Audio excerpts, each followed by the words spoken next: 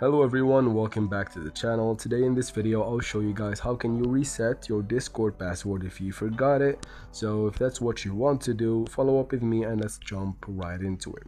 Now we're going to use the mobile app of Discord, so you need to go to your Play Store or App Store only to make sure the Discord app is updated or at least have one of the newer versions for everything to run smoothly.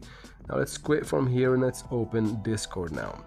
If you forgot your password, you probably aren't logged in, and I'll show you how to carry on from that. So if you are logged in, you go to your profile, tap on settings in the top right, you go to your account, and then you find password. However, from here to change your password, you need to remember it first.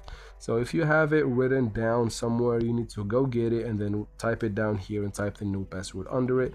But if you forgot it and you have it nowhere, you need to go ahead and log out first. So let's go back to settings, scroll down and tap on log out in the bottom,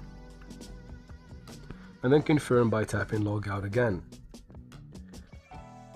And once you log out, you just tap on log in the bottom right there.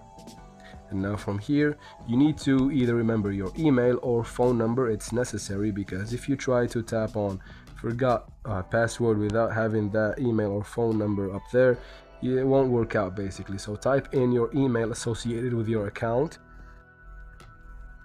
just like that. Once you're done, you tap on forgot password and then tap on OK. So they will send a link to your email if you have written down your email up there, and then you need to go to your email app or your mail app, basically open the email that you have received from them, and then you just tap on reset password. It's as easy as that. As long as you have access to the email, you can do this over and over and change your password whenever you need to. And you can even go ahead and do it from here, not from the app. Basically they will give you an external link. You go ahead and update that password here and use it to log in the app itself. And that's it for this video. I hope it was useful. If it was, please like and comment down below. Don't forget to subscribe, and thank you so much for watching.